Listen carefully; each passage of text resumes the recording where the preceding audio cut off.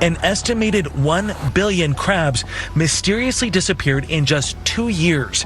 That's a 90% plunge. Where have the snow crab gone? Did they run up north to get to that colder water? Did they completely cross across the border?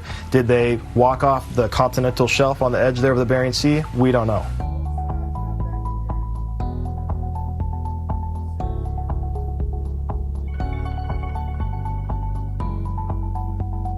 First reaction was, is this real? You know, we looked at it was almost a flat line. We're trying to look for causes. Disease is one possibility. Daly also points to climate change. Alaska is the fastest warming state in the country and is losing billions of tons of ice each year, critical for crabs who need cold water to survive. Environmental conditions are changing rapidly. We've seen some warm conditions in the Bering Sea the last handful of years, and we're seeing a response in a cold adapted species. So it's pretty obvious that this is connected. An estimated one. Barakati Yahweh, Barakati Yahweh Shah, Barakati Yahweh, Barakati Yahweh Shah, Barakati Yahweh, Barakati Yahweh Shah, Barakati Yahweh, Bashem Yahweh Shah, Bashem Kakadash. Double honors to the apostles and elders at Great Millstone. Peace, blessings, and salutations to the hopeful elect and a sincere Akim, pushing this word, risking their lives and their freedom to do so. And Brother Mayim, coming to you with a short lesson on Esau, Sleazy E, is behind all mass deaths. You know, he's the border of wickedness. Anytime anything is not right in this world, large masses of species are dying off, large masses of humans are dying off. You know what I mean? He's the main culprit behind it. You know, he said there's a 90% decrease in the Alaskan crabs in the Bering Sea. It's not a coincidence that over 120 food processing plants burned down here in Babylon within the last year. You see where it's going at, and you know the whole thing is going towards a famine. Even though you know we're not supposed to be eating, you know, crabs and Alaskan king crabs. Anyway, it's an abomination. So that's what I'm gonna get into right now. You know, bring out the scripture that supports, you know, my stance on, you know, eating king crabs, because it's all a part of the scriptures. It's all a part of, you know, the law, statute, commandments. So, you know, during the time of famine, you ninjas and you heathens is not going to be able to go into the oceans and grab those king crabs out of there. The Lord don't want you to eat nothing, rightfully so. You know, it says Leviticus 11 verse 9. These shall ye eat of all that are in the waters, whatsoever have fins and scales in the waters, in the seas, and in the rivers, them shall ye eat. Verse 10, and all that have not fins and scales in the seas, and in the rivers, of all that move in the waters, and of any living thing which is in the waters, they shall be an abomination unto you. Abomination is a filthy, wicked act. So if you eat king crabs, Alaskan crabs, catfish, anything that don't have fins and scales is an abomination unto you.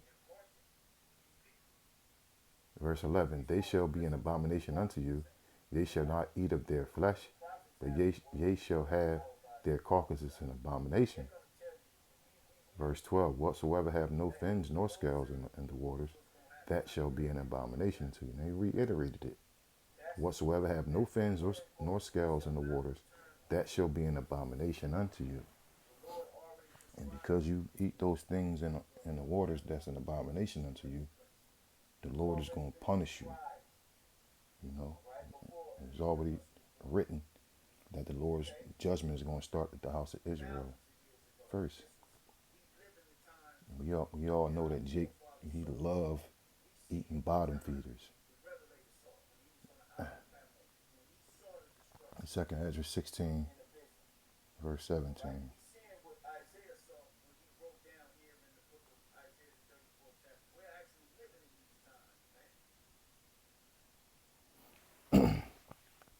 Woe is me, woe is me. Who will deliver me in those days? Because in the coming days, there's going to be so much death and destruction out there. Edras was asking who will deliver him in those days. We've been coming out there in the highways and the byways, starting with our apostles and elders on down for over 30 years, warning the people, of the coming calamities in the future. Verse 18, the beginning of sorrows and great mournings.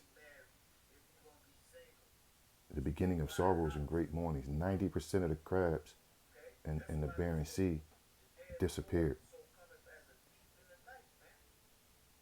The beginning of famine and great death. Over 100 food processing plants burned down in the last year. That's the part of famine. It's not here now, but it's coming. And all you bottom feeding, Alaskan crab eating jakes, and be prepared to pay an astronomical price for a crab or a king crab in the near future. The beginnings of famine and great death, the beginning of wars, and the power shall stand in fear. The beginning of evils. What shall I do when these evils come? We've been warning you what to do before the evils come. Let me get that. Ecclesiastes. Because Ecclesiastes 5 verse 7. Make no tarrying to turn to the Lord, and put not off from day to day. Make no tarrying. Wait. Don't wait to turn to the Lord, and put not off from day to day. For suddenly shall the wrath of the Lord come forth, and in thy security thou shalt be destroyed and perish in the day of vengeance. And that's what's going to happen to most of 2/3 of Israel. They're going to wait until the wrath come to say, "Oh my God," and expect the Lord, to save them. It's just going to be too late then. So take heed to the prophets, and turn to the Lord and ask for mercy. And turn back from your wicked ways and walk in a manner in which pleases Yahweh Bashim Yahushua. But in all these times, that this famine is coming, great death and destruction is coming. The Lord's servants is going to eat. Isaiah 63.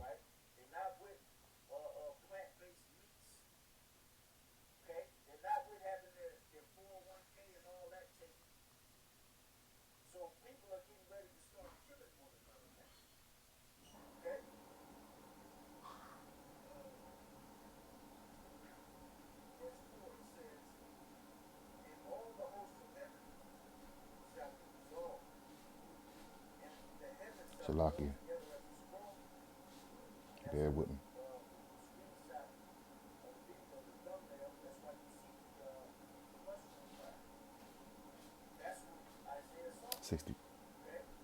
65, Salakia.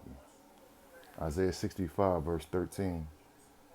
Therefore, thus said the Lord power, behold, my servant shall eat, but ye shall be hungry. And who was the Lord's servants? The men of the Lord. The men, women, and children, the elect. That's the Lord's servants. But ye shall be hungry. Who's going to be hungry? All the other nations, 2/3 of Israel. When all these calamities come, they're going to be hungry. Behold, my servant shall drink, but ye shall be thirsty. Behold, my servant shall rejoice, but ye shall be ashamed. Verse 14, behold, my servant shall sing for joy of heart, but ye shall cry for sorrow of heart, and shall howl for vexation of spirit. So in the time to come, when great death, mourning, and sorrow, and famine, and wars, in that day, the Lord's servants are going to eat. You know why? Because we didn't tarry and turn to the Lord. We didn't put not off from day to day. We turned back from our wicked ways, and cried to the Lord to have mercy on us. But the rest of Israel, 2/3 of Israel, love it here in Babylon. They partaken, in the spoils of a sleazy E. They forgot that we were brought over here on slave ships, to be servants and handmaids. And they're in a stolen building, reaping the spoils with this demon. So, you know, they're going to get the same judgment that this demon is getting. You know, so I pray and I hope that this lesson was edifying. Till next time, Shalom.